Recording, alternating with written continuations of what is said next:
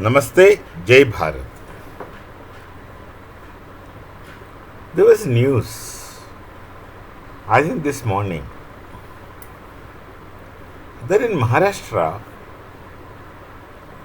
the opposition parties opposed or opposes the inclusion of some portions from the text Manusmriti in some syllabus. What is wrong in Manusmriti or what mistake they perceive in Manusmriti is unknown. Leave alone the kinds of interpretations which are popularly made available to people suiting someone's convenience, not that. Let's ask one open question to those who object to Manusmriti or any such text. Let's not ask them whether they have read it or not, but let's simply ask them, have they ever seen even the text? See, there's a fundamental difference between a religious text and a knowledge text. Given their perspective, all Bharatiya texts are religious to them, but none of them are in the real sense religious texts as we understand religion and as we understand religious texts. One criterion in a religious text is that it is mostly prescriptive.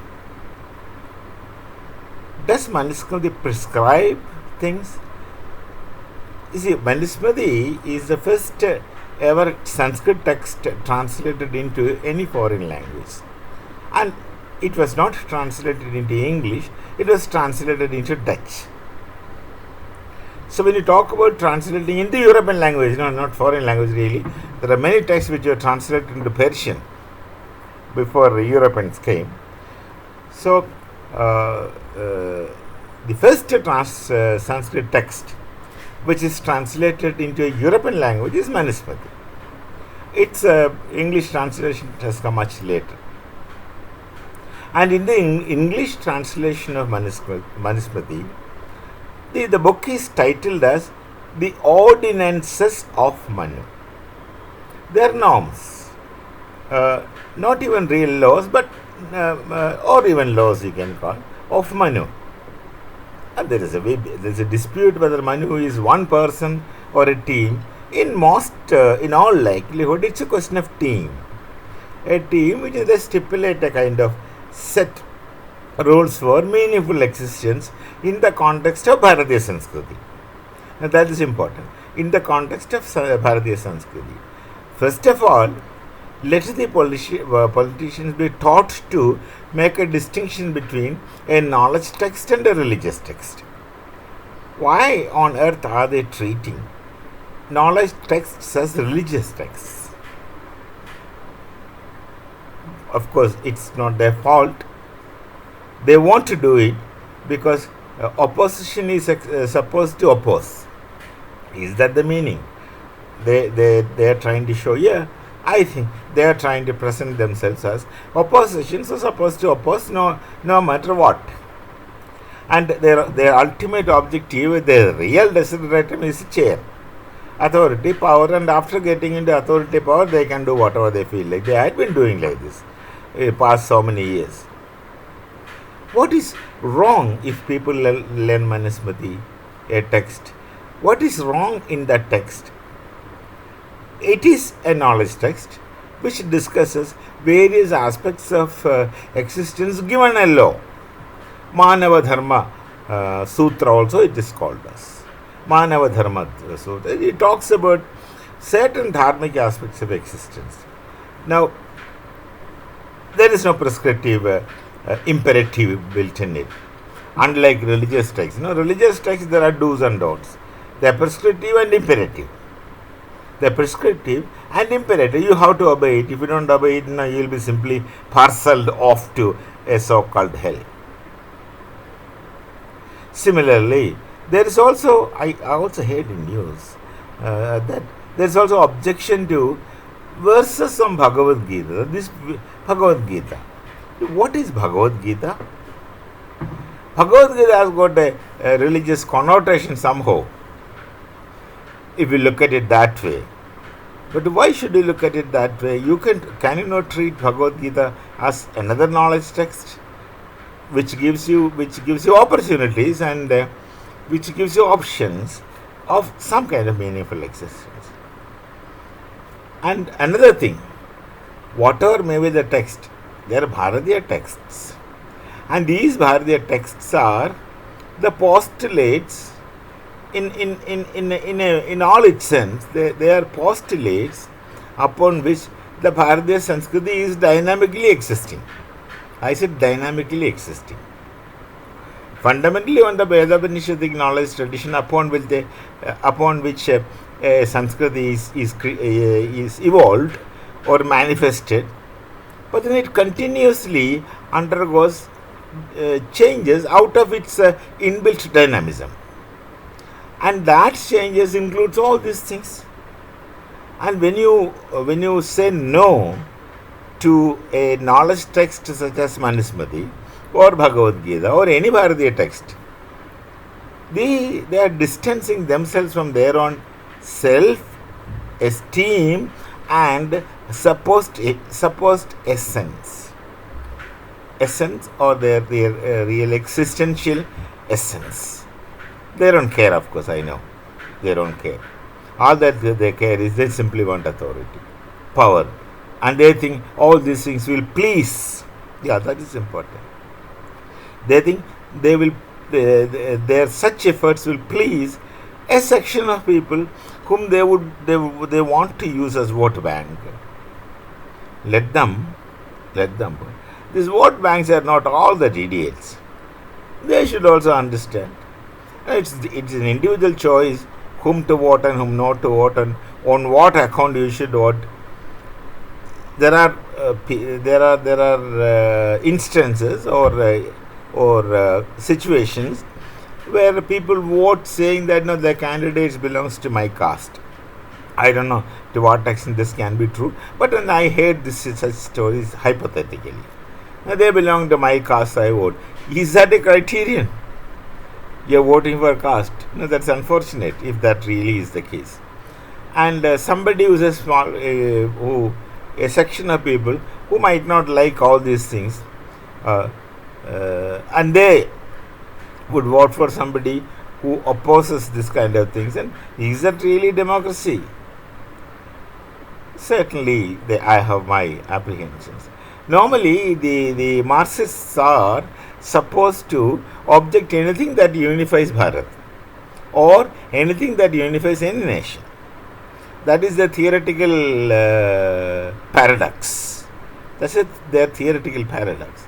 Because they have misunderstood Marx and Marxism, or they have interpreted Marxism too narrowly to say that internationalism, that is statelessness and classlessness, etc., can only be a reality if the states will disappear or wither away in their own Marxian languages.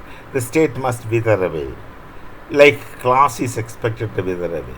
But in reality, the class distinction is very unrealistic because there is no such class perceivable till date, and state is is a reality which is inescapable. It's for your own existence, you must have class. So, this kind of narrowness with the politicians are self-estranging. They're estranging themselves.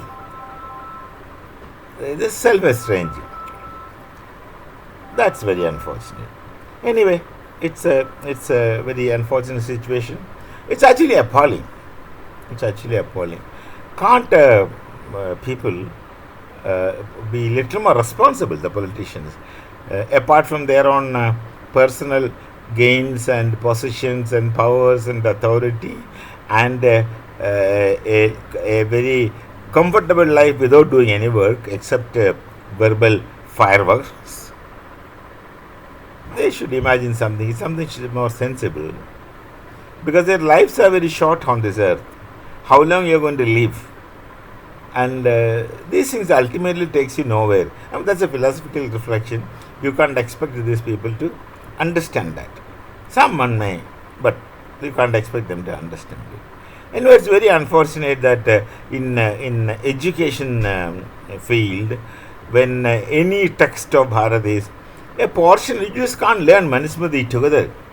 There is no course which would teach you the entire Manusmriti, and there won't be any course to teach you the entire Gita. In normal academic curriculum, there may be ashramas where they will teach the entire Gita. That's a different case. They are not going for a degree. So nobody is going to teach you the entire Manusmriti. A relevant portion which somebody thought as relevant may be included in the text. What's wrong in it? Or the opposition who is trying to appease a given section of people, are they afraid of the Bharatiya texts upon which the Sanskrit is built? Are they afraid of it? Are they afraid that these texts will destroy their existence? Then that's very appalling. One, they are undergoing a phenomenon of self-estrangement, and two, they fear the texts, and how long you can afford to keep a knowledge text away. Anybody can pick up and read. They must be available in the market. They are available in the market. And reading Manusmriti is never going to make you any different until you contemplate upon it. Most of our texts are like that. You read, understand, and then contemplate. And if you are changeable, then you are changeable. It cannot be stopped. This, of course, nothing but political gimmicks.